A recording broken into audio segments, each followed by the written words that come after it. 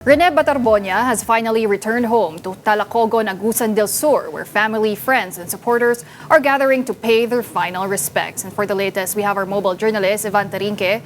Ivan, kamusta na ang sitwasyon dyan? Huling kasalukuyan, nandito nga tayo sa Talacogon Municipal Gymnasium, no, kung saan nga kasalukuyan nakalagak yung mga labi ni Rene Batarbonia. No? Pero kanina, bandang mag-aalas 2 kaninang umaga, dumating yung kanilang funeral convoy dito, no? Dahil marami silang dinaanan ng mga lugar at talaga yung mga tao na nandoon at nag-abang talagang hindi mahulugang karayom. Ganon kasi karami talaga yung mga tagahanga na sumalubong nga dito sa funeral convoy ni Rene. No? Karamihan nga ng mga nandun talagang lumabas ng kanilang mga eskwelahan, nagpalipas muna ng ilang oras doon sa mga kalsada para nga masubaybayan yung pagdaan nga ni Rene. Pero kanina, Pauline, no, nakausap natin yung kanyang ina, no, at kasalukuyan nga raw ang focus daw muna nila ngayon ay yung funeral ng kanyang anak hanggang sa matapos nga ito on June 24. Pero Pauline, ngayong araw, ang target talaga alauna ng hapon na magbubukas yung public viewing dito sa Talacogon Municipal Gymnasium. No?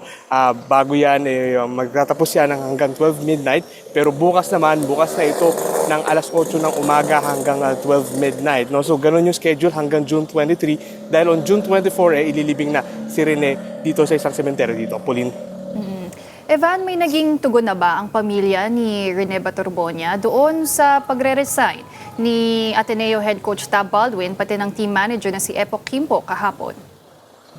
Pauline, tinanong natin yun kanina doon sa ina nga ni Rene na si Nanay Rovelin. No? Anong reaction na dito? Ang sabi niya, hindi raw niya muna ito pinapansin, hindi nga raw niya alam na nag-resign na raw itong si Coach Tab, pati na rin itong si Epoch na manager ng Ateneo. Pero so far, no, ang focus daw talaga kasi nila ngayon is yung funeral ng kanyang anak at tayo nga daw muna sana niyang magpa-interview pero napagbigyan tayo kanina and yung focus na talaga niya is yung libing hanggang sa libing ng kanyang anak, Pauline. Evan, doon sa mga tagahanga ni Rene Batarbonia pati ng kanyang mga kaibigan, mga kaanak, paano nila dinidescribe si Rene bilang kaibigan, bilang anak, bilang isang basketballista? Alam mo, Pulino, dinidescribe si Rene talaga, iisa yung naririnig natin, isang mapagmahal, matulungin at talagang maasikaso na individual. No? Yan din actually yung mga naririnig natin doon sa mga kaibigan, pati na rin mismo sa kanyang ina kanina. No?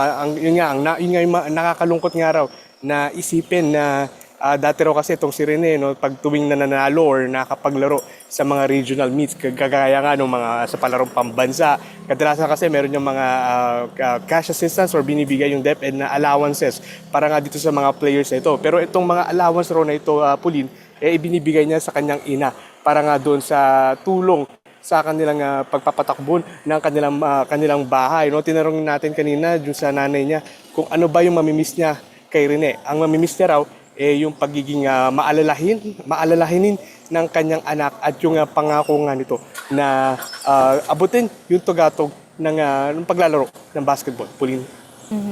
Evan, so far marami ba ang bumubisita? Sino na ang mga nakapag-pay ng kanilang final respects kay Rene, kay Bobet? Kasi may nakita din tayong video, no, na talagang dagsaan yung mga tao sa pagsalubong kay Rene. Alam mo, Pauline, kahapon talaga dagsa talaga yung mga fans, pati na rin yung ilang mga residente talaga na pumunta dito sa Talacogon Municipal Gymnasium. No? Pero so far kasi ngayon, Pauline, no, sarado pa ito. May kita natin, wala pa rin tao sa aking likuran. Ikot din natin content, no? Ito may kita natin, wala masyadong tao dahil close pa for the public yung itong pagbisita kay Rene. Pero mamaya, 1 p.m., bukas naman na itong gym para nga doon sa mga gustong pumunta at magbigay nga ng respeto. Pero dito sa labas, Pauline, may kita nyo sa aking likuran, no? May ilang mga memorabilias na nakalagay dyan. Kasama nga dyan yung mga jersey ni Rene na sinuot niya at ginamit niya nga habang naglalaro pa siya dito nga sa Davra, pati na rin doon sa ibang liga dito sa nilaroan niya dito sa Mindanao. Pauline. All right, thank you very much for that report. That was mobile journalist Ivan Tarinque.